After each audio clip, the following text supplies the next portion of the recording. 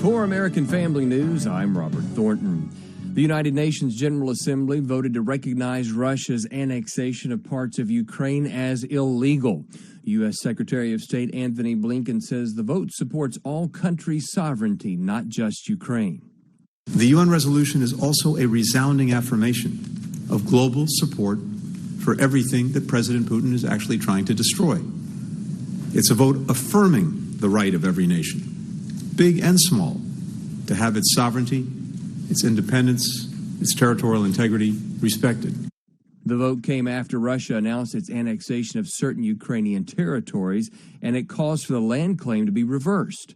President Biden says the UN vote is a clear sign to Russia that it cannot erase a sovereign state from the map. In other Russia-Ukraine war news, outrage erupts after Russia's recent missile strikes on civilians and non-military infrastructure in Ukraine. At a NATO defense meeting in Brussels, NATO Secretary General Jens Stoltenberg says Russian President Putin does this because he is failing.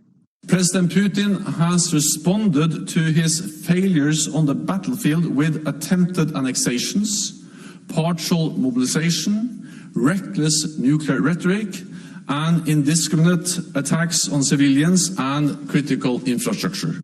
President Putin has repeatedly warned NATO against involvement, but the alliance has decided to ramp up support for Ukraine in response to the attacks on civilians.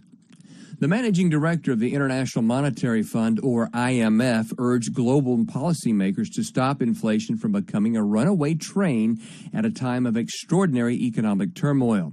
The IMF's Kristalina Georgieva noted that the world economy has been hit by one shock after another: the coronavirus pandemic, Russia's invasion of Ukraine, and a resurgence of inflation. But getting control of rising prices should take priority. Speaking at a stop in California, President Joe Biden is addressing inflation and gas prices. The biggest problem is the world's challenge, global inflation and the pandemic and Putin's unconscionable invasion of Ukraine. The price of gas is still too high, and we need to keep working to bring it down. President Biden is expected to release another 10 million barrels from the Strategic Petroleum Reserve in November in response to OPEC countries cutting production. A conservative activist says there is growing evidence that elements of federal law enforcement were involved in an effort to advance the Trump-Russia collusion narrative. AFN's Chad Groening has more. The trial of Igor Danchenko is in full swing. He is a former employee at the left-wing Brookings Institution, who was the primary source for Christopher Steele's infamous Trump-Russia collusion dossier. He has been charged with lying to the FBI. But in a blockbuster revelation from special counsel John Durham, we have learned that the FBI offered Christopher Steele $1 million if he could actually prove any of the wild allegations in the dossier.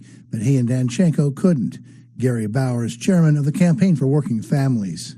It is a threat to the republic when there is growing evidence that elements of federal law enforcement were involved in the effort. Now, I continue to believe these were rogue elements in the FBI and other places, but it's wrong to think that it was only one or two people. There's a lot of whistleblowers in the FBI and other places coming forward now to testify about what they're seeing inside these agencies that we have trusted with great power. Bauer says there needs to be accountability. We don't see hearings about it. We don't see other things happening because, quite frankly, the left controls the House and Senate. They won't allow those hearings. So in a few weeks here, when the election takes place, depending on the outcome, we may, in fact, in January of next year, in addition to cleaning up Joe Biden's mess of the last 2 years, we might have an opportunity to have investigative hearings that gets to the bottom of this corruption. I'm Chad Groening. That's all for this hour. For more news, see AFN.net. That's AFN.net. Be sure to sign up for our free daily email news updates. Thanks for listening, and thanks for your support. For American Family News, I'm Robert Thornton. The love of Jesus is so wonderful. The love of Jesus is so wonderful. The love of Jesus is so wonderful. Oh, wonderful love. So high you can't get over it. So deep you can't get under it. So wide you can't get around it. Oh, wonderful Lord, the joy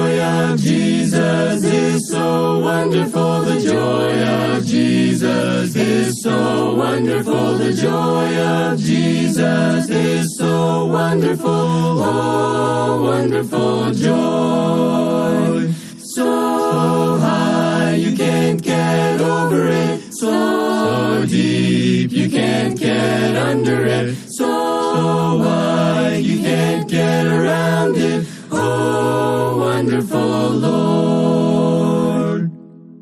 The peace of Jesus is so wonderful. The peace of Jesus is so wonderful. The peace of Jesus is so wonderful. Oh, wonderful peace. So high you can't get over it. So deep you can't get under it. So wide you can't get around it. Oh, wonderful Lord.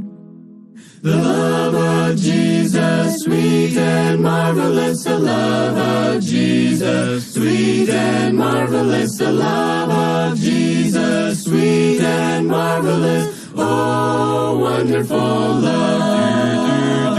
Higher than the mountain, deeper than the ocean, wider than the universe. Oh, wonderful Lord.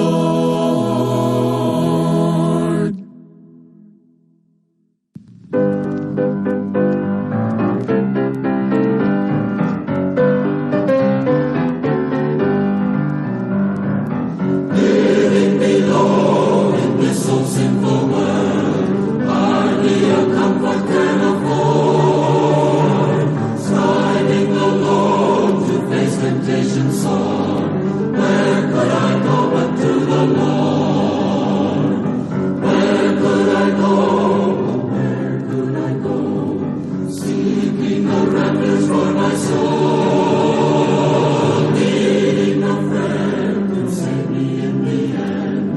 Where could I go but to the Lord? Neighbors are kind, I love them everyone. We get along and sweet accord. But when my soul